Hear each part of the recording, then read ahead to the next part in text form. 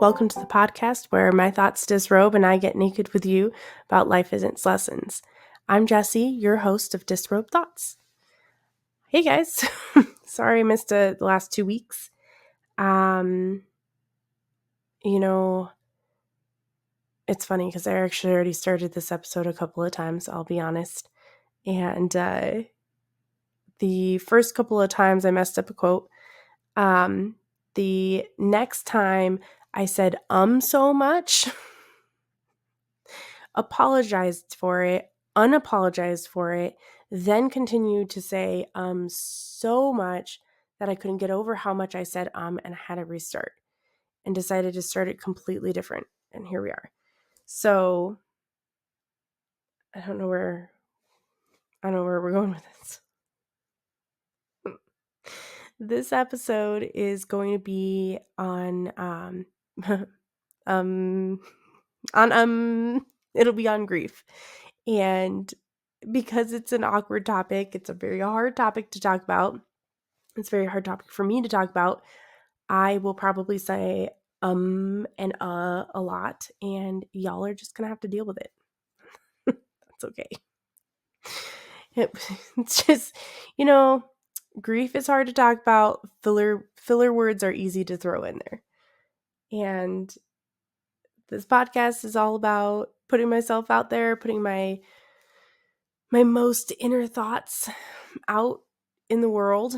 And that includes and really hard feelings. So to help me out with some of these feelings, I brought my book, one of my favorite books, Atlas of the Heart by Brene Brown. She is the master of all feelings. Like all feelings. Like she's really good at all feelings. So if you want to learn about feelings and emotions, this is the place to be. I really liked this quote on sadness. So grief is more than just sadness. Grief embodies all sorts of emotions. It's more complicated than just being sad. And the reason, that's why I got off topic and my ADHD brain won. I also did a meditation for ADHD right before I did this so I could focus a little bit better. And here we are. So the reason that I took 2 weeks off, I had intended on doing this episode on grief right before I went to the mountains for my cousin's memorial. And it just, I will be honest with you guys, I've really been putting off this episode. I've been really procrastinating it because it is a really hard topic to talk about and I don't know exactly what I'm going to say. But I known exactly what I'm going to say in any of the other episodes that I've recorded? Any of the all 2 other episodes? No, I do not. And I did not. And here we are. So I guess this is just the norm. Get on board with it. Or don't. Doesn't matter. So I took off that week because I just couldn't bring myself to do it before I left. And that's when I posted, hey guys, I'll be back next week. And then my aunt passed on that Tuesday after. And I've been spending a lot of time with my mom. And so I haven't been home. And so it was too hard. It was too hard to record this episode last week. It was just too hard. So here we are. I am working on not apologizing for doing the things I need to do for myself. I know some of you understand so I'm a human who needs time to herself, who needs time to just, I don't know, decompress, meditate, listen to music and clean, listen to an audiobook, just be with me, be present in my moment with me, and no outside distractions or nothing else. And I haven't really gotten a lot of that time lately. And so, because I needed to be there, I need to be there for other people, which I love doing. I absolutely love doing, and I would not trade that for the world. But that's why I couldn't be here for you guys. So that's why we took a little bit, another week to do this. I am thinking about putting a second episode out this week, so make up for it. And since we're like two, three? This will be two behind. I don't know. This would be my 5th episode this week. 4th, 5th. I learned how to count yesterday. It's not going well. So on with the sadness. Also, if, I'm assuming those of you who just don't want to listen to an episode about grief and sadness have hopped out by now. Because I get it. Sometimes, like, especially if you're going through it, talking about it some more, it can either be really good, it could be really helpful to know that somebody else is going through what you're going through or has gone through what you're going through, or whatever, or you just don't want to fucking hear it. So I understand either way. Hop on out. I'll see y'all later.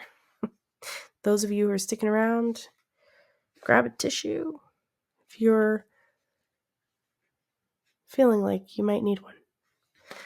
I really liked this excerpt from the book. I don't know. It has like a quotation mark, but I don't see if it's like quoted by, I don't know if this is Brene Brown or if this is someone else. But it says, "To be human is to know sadness. Owning our sadness is courageous, and it's a necessary step to finding our way back to ourselves and each other." I often forget that I'm human. I don't know if any of y'all had that problem, but like, I have that problem. Sometimes I feel like I should be like a robot. I should be perfect. I should never have emotions. I should always just be what I am expected to be. And sadness is not something that people expect me to be. Sadness, being sad. I am not sadness, but I have experienced sadness. And I very often have not been courageous about my sadness. I've not owned it. I've not accepted it. I've not felt it. I've ignored it. Any of you guys see Inside Out 2? For those of you who don't know, it's a kids movie based on emotions. Just look at me, just really like diving into emotions this week. And they have this, the like joy and like their main emotions have this little thing that launches the core memories, or the memories that they don't find necessary, like the ones where she felt bad about something or was upset about something or something sad happened, heartbreaking, shame, whatever it was, and they just launched that fucker straight into the back of the mind and just left it there. And I was like, man, I've been doing that. Looks like my emotions had that built in from the start. So, but in the last few years, I've been a lot better about it. And I've been a lot better about feeling my emotions and working through them and moving through them. And it's a necessary step to find your way back. It's the only way you find your way back. In our saddest moments, we want to be held by or feel connected to someone who has known that same ache, even if if what caused it is completely different, we don't want our sadness overlooked or diminished by someone who can't tolerate what we're feeling because they're unwilling or unable to own their own sadness. First of all, I apologize for butchering that first half. I've never been a great reader or reader out louder. So here we are. But I couldn't agree more. We don't want our sadness to be overlooked or diminished by someone who can't tolerate what we're feeling because they're unwilling or unable to own their own sadness. And I am so sorry. I have absolutely not been there for other people. I've tried to be there for other people, but I know I wasn't great at being there for other people when I wasn't owning my own sadness. And so we move on to grief. The more complicated, gut-wrenching, awful feeling, sadness involving emotion. Grief does not obey your plans or your wishes. Grief will do whatever it wants to you, whenever it wants to. In that regard, grief has a lot in common with love. Elizabeth Gilbert. So,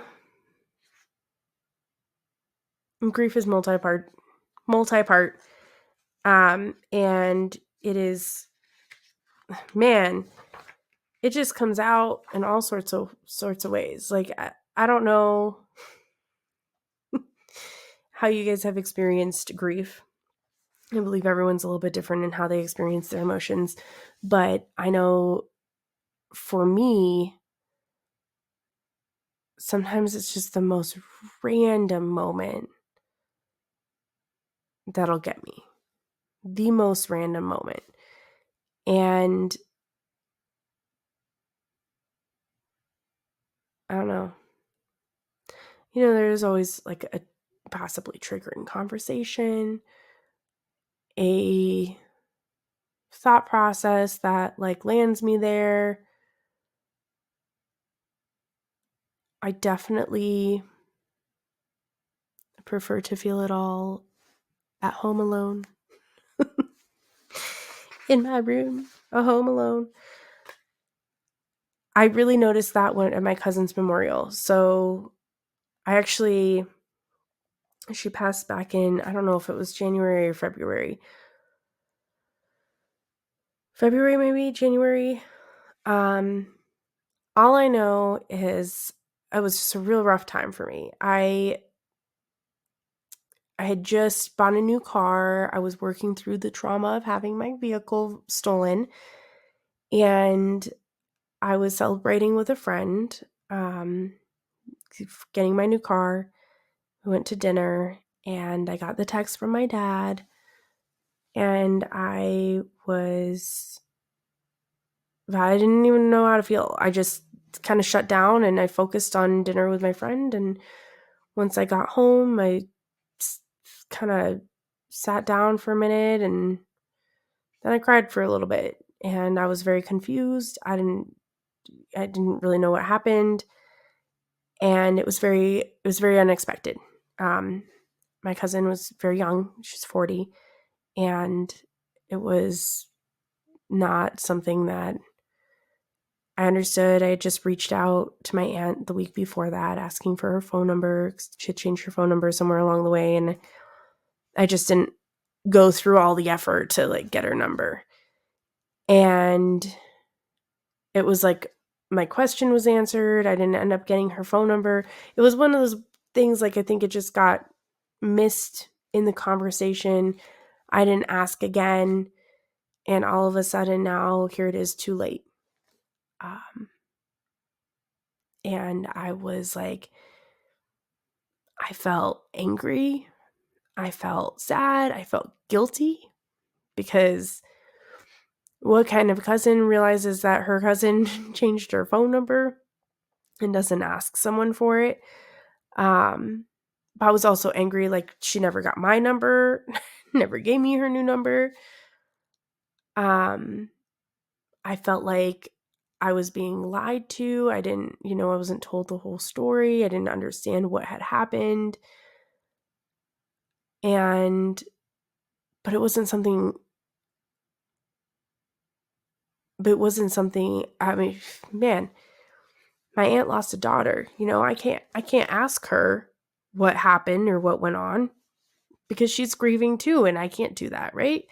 So it was a lot of mixed emotions, most of it being anger, frustration, longing to, talk to her and apologize for not calling her or reaching out, or, I have her email. Could have done something, her Facebook. Not taking her up on, she asked me if I wanted to come down, offered several times, like if I wanted to come over, visit her in Arizona. And I said, yeah, I would love that. But the timing was never right. And so I felt really, really, really guilty. Maybe still do a little bit, tearing up. But that was really, it was a lot. And my grief does not compare to my aunt's grief by any means, but we're also not comparing our emotions to other people's. And we are not, we are owning our own emotions for what they are. And we're allowed to be also grieving, even if our connection wasn't nearly as strong as another person's. Those are also things that went through my head. Things that I thought about, that I've always thought about. Well, I can't possibly, I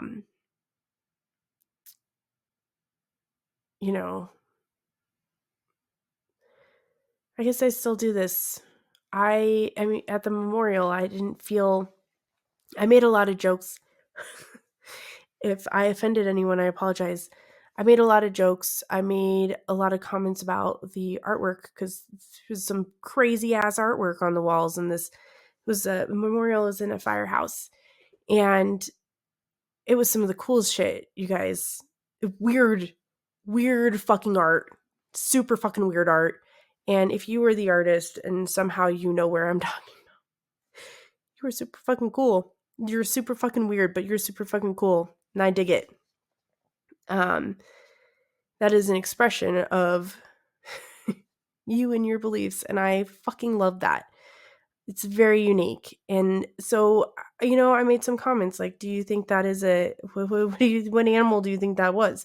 Because some of them were artworks of animals, and some of them had like almost like a pig face, but maybe it was like a deer, but maybe it was a little bit of both. I don't know. So we're just discussing the art. And really talked about the cupcakes a lot. They were delicious. Absolutely delicious. I believe they were retrieved from Whole Foods. Win. And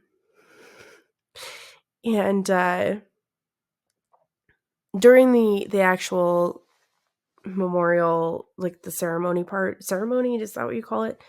And people came up and spoke some very, very, very kind and thoughtful, beautiful words about my cousin.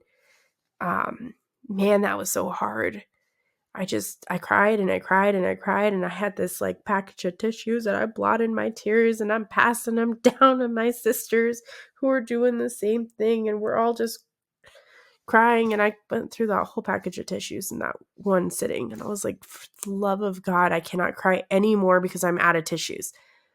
And I put way too much makeup on for this to be a thing. I will have black eyes by the end of it, even though my mascara is waterproof and it is on point. It is amazing. The eyeshadow is not waterproof.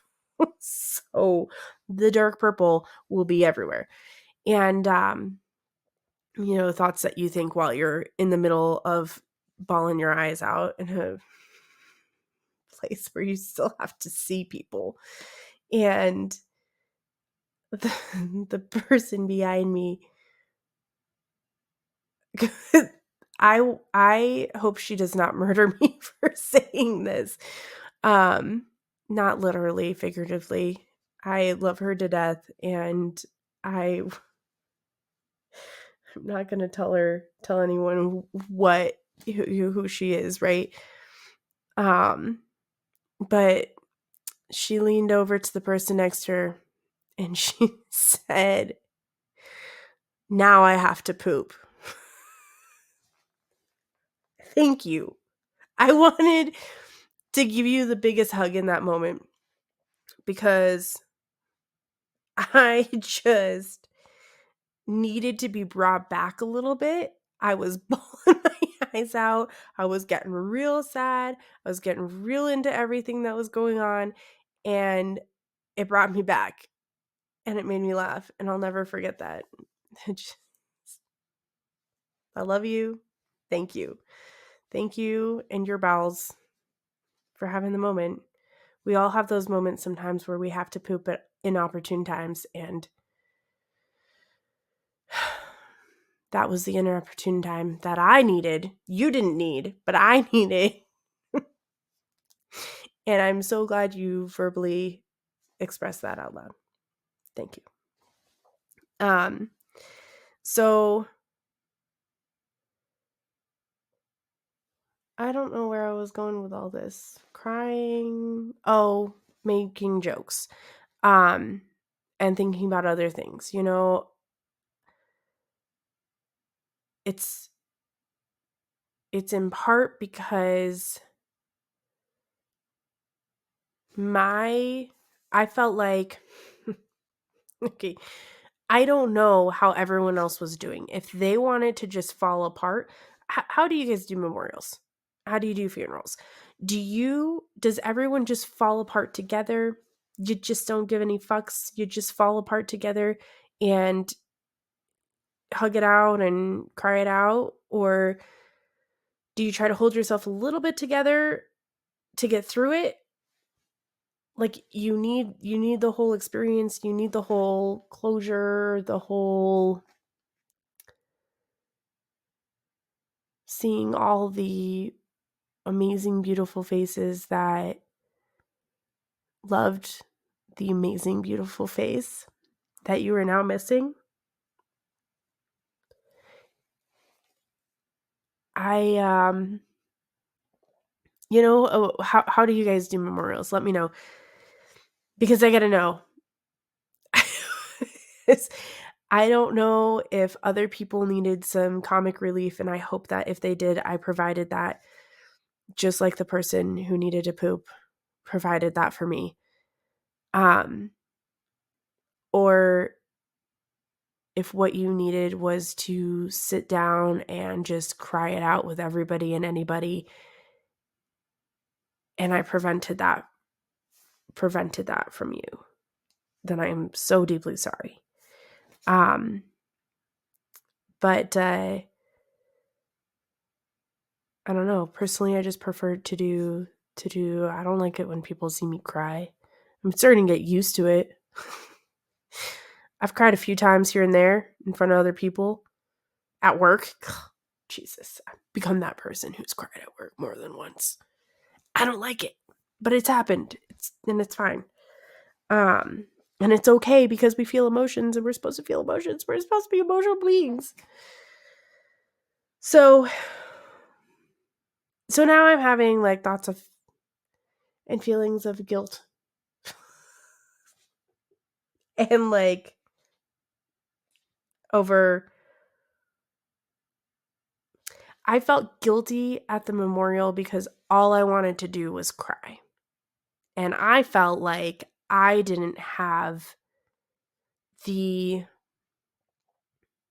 emotional right to do so. So I made jokes and fun conversation about cupcakes, because that's what I felt like was the right thing to do at the time.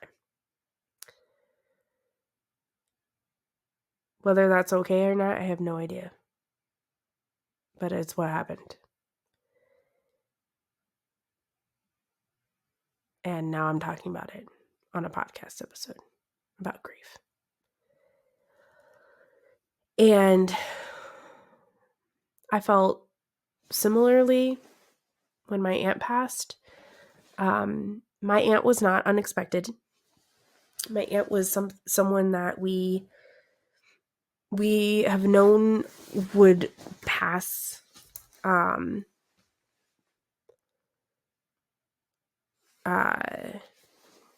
a long time now. Like, just,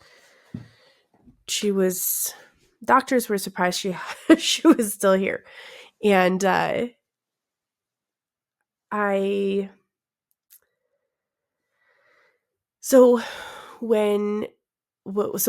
knew about it. So when I found out that, so my aunt wasn't in great shape over the weekend of the memorial. It was just something that I just kind of kept in the back of my mind, moved through it. When I got back, I went straight to work 1.5 days. And then on my next day off, I got a message early in the morning from my grandma. I was going to see my mom anyway. I was dropping off a foundation for her. And my grandma let me know that today was the day. And so I went and spent the day with my mom. And as any good older daughter would, right? Went and picked out a new TV for her and hung it myself. Just kidding, I had help. I assembled all the mounting pieces, though, by myself. I just called a friend to help lift it and hang it, because it was a 62-inch TV. It was kind of a harder one to hang by yourself when you're short and can't see anything. And my mom tried to help, but we're both short and can't see anything, so I called a tall friend. And if that tall friend happens to be listening, thank you. I really appreciate it. From my bottom of my heart, my mom, amongst our next 3 days together, asked me a couple of times to make sure you knew we were very grateful. Thank you. That she was very grateful. But I am also very grateful. So hence the we. Anyway, so we spent the day together, and because the thing is, I didn't know my cousin very well. I didn't know my aunt very well. I knew I loved them because they're my family. I've had some really fun moments with them. My cousin, I'll never forget, she picked me up we used to do these weekends with my aunts. And she picked me up for my weekend with my aunt, her mom. And so we're sitting in the car, and the song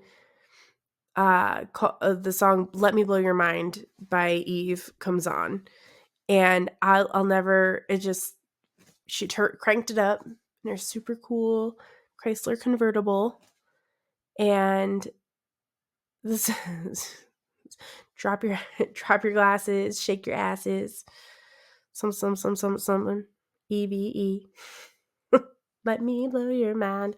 We just jammed. We jammed like it was a concert for the world. I don't know. It was a lot of fun. We just jammed out in the car, and it was great. And that is one of my favorite memories of Katie. And one of my very few memories. And my aunt, I also didn't know super well. She's from Germany. And so therefore I didn't really get to see that side of my family very often. And, but I'll never forget how cool she was. Every time she came and visited, she lived in Australia, and Thailand every once in a while, or visited. I don't know. I think she visited both. And she always had these stories, and she brought me books, and the platypus was like the coolest fucking animal. I think they're assholes. Like, I don't know in real life, like, are platypuses?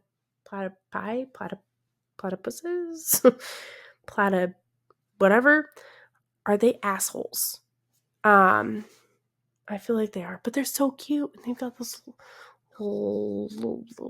they're just weird looking. They're weird and they're cute, and I love them. But I think they're assholes. They're weird, cute, and I love them, and I think they're assholes. It's like my type. Oh. Weird, cute assholes. So, anyway, that's like, I'll never forget that. And she just had the coolest fucking hair, and it was always short, and like, she dyed it different colors and shit. And she just looked so cool. She wore all black and his cool t-shirts, and she gave zero fucks what she thought about anybody, or what anybody thought about her. I mean, maybe she cared a little bit, but she didn't seem like she cared. And I really liked that. She was so cool. And she, like, one of the times she came, she saw a Pokemon at the store. The one that looks like a platypus. And she just thought the Pokemon was the coolest fucking shit. And coming from where she's from, they didn't have Pokemon there. And so, or maybe she did, but like, you know, she doesn't have kids. She didn't know what a fucking Pokemon was. And she bought this little, it was like a keychain Pokeball with a Pokemon in it. And she just thought it was the coolest thing. And she was so excited to show us. And I was just over here like, Pokemon, okay. All the boys at school like it, but like, it's not that cool. But she loved it so much. I was just like, yeah, it is cool.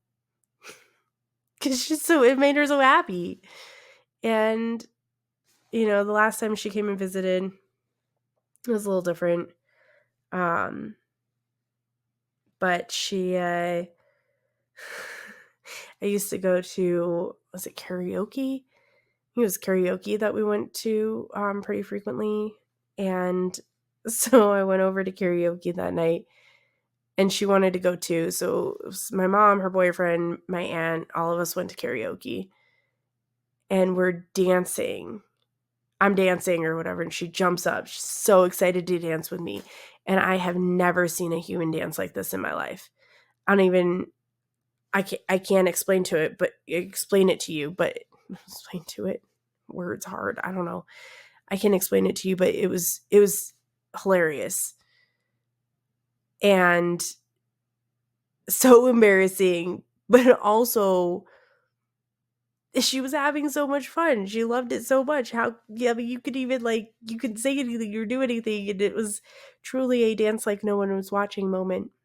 And for her, and I fucking loved it. And it's just, yeah, I felt so bad. I was embarrassed. Like, I felt so guilty. But, yeah. So my aunt and cousin are, I know, in a place where they don't have to feel hurt anymore, and or pain or whatever anyone's ever feeling on this planet. Those human shit. And but I miss them. I miss them both. And I do wish I had gotten to know them both better. So that is a that was something I guess I was going to read in the book of stuff about grief. You feel acute grief occurs in the initial period after a loss. It almost always includes strong feelings of yearning, longing, sadness, along with anxiety, bitterness, anger, remorse, guilt, and or shame. Thoughts are mostly focused on the person who died, and it can be difficult to concentrate on anything else. Acute grief dominates a person's life. Integrated grief is the result of adaptation to the loss. When a person adapts to loss, grief is not over. Instead, thoughts, feelings, and behaviors related to their loss are integrated in ways that allow them to remember and honor the person who died. Grief finds a place in their life. I've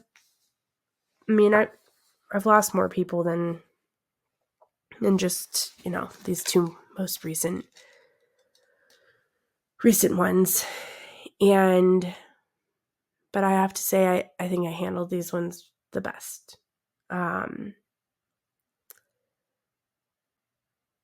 My grandpa's, I didn't really tell anybody. I just kind of kept it to myself and cried a little bit here and there. One of my other aunts, when she passed, I read a book. I read The Hunger Games. I finished it. I was already reading it, but I finished the entire thing that night. I stayed up for like the entire night and finished it, and then cried because it's the natural progression of things. And so I have to say I'm really proud of myself with how I've been handling these most recent losses and my grief and everyone else's grief, even though it's not perfect by any means. And I don't know how appropriately I've been acting, but I think it's more appropriate now than it has been in the past. And I've been really trying to focus on ways to move through it. Hence the poem that I wrote about my cousin. I will write one about my aunt. And my mom and I actually painted paintings last week. My aunt was an artist. She loved all things creepy and weird. And her art was her. And I loved it. And so my mom and I decided that we would paint, just do something that my aunt loved. And it happens to be something I love doing, and it happens to be something my mom had fun doing. And my family, that side of my family has a saying that when people pass, when people die, they go up to cloud 7 and they party with everyone else, the rest of the family, the rest of their friends. It's a party on cloud 7. And so we decided to paint cloud 7. And so this is my painting. If you're watching on YouTube, you can see it. It is a cloud, a literal cloud, with a bunch of balloons, because it's a party. They were supposed to be champagne glasses, but they definitely look like wine glasses. It's okay. And then a few champagne bottles. And in the cloud is a skull, because my aunt loved skulls. Although I realized after, it's kind of morbid, because cloud 7 is for where all the people in your life go when they die, and I put a skull there. So, but I think my aunt would have loved it. And my mom also drew cloud 7. She drew all the people she loves in cloud 7. And I think my aunt would have absolutely loved that too. And so it's a lot about, I don't know, life is just life just sucks sometimes. It just sucks sometimes. But it's also, I think death is also kind of beautiful. I know that that's a very unpopular opinion, but it's like the cycle of life, and I don't like death, and I don't like that it's a part of life. I don't like grieving. I don't like feeling sad. I don't like feeling all the other emotions I felt around everything. But I think, I don't know, I think it's everything always has to end. Everything has an end. And I know death is kind of like the end, depending on what you believe. I believe in reincarnation, so I do in past lives, like, so I do believe that it's not the end. It's the end of this life. It's the end of this human body, but it's not the end of your soul, your being, your soul cycle. I don't know what it's called, but it's not the end. You'll, live again. Kind of a do-over, more or less. And if you've learned what you're meant to learn, your life might be super different. And if you didn't, maybe it'll be the same. You just hopefully make different choices. I don't know. No one can really know, because it's really unknown, right? Although I guess there are some people who remember their past lives and everything. I think that stuff's really cool. But anyway, that, I don't know, it's kind of comforting also, I think, the way I think about it. Now I'm just rambling on about death and reincarnation and how beautiful I think it is. Even though I want to be clear, I don't want to die. I don't want anyone in my life to die. But I do think that the general cycle of life is beautiful, even though sometimes the in-between is kind of messy. So on that note, I want to thank you all for listening. Anyone who listened this long, thank you. I want to thank you all for your support. If you can watch my episodes of video on YouTube, on my website, disrobedthoughts.com. I'll post a picture of my painting for those of you listening and you want to check out this weird shit that I did in honor of my weird but totally cool aunt, where you want to check out my poems, and all on disrobedthoughts.com. And yeah, I think that's it. You follow me on social media if you want, if you feel like it. If not, that's okay too. Thank you all. I love you all. I did want to say, this is kind of a really good time for this episode. Extra good, like, for my astrology bitches out there.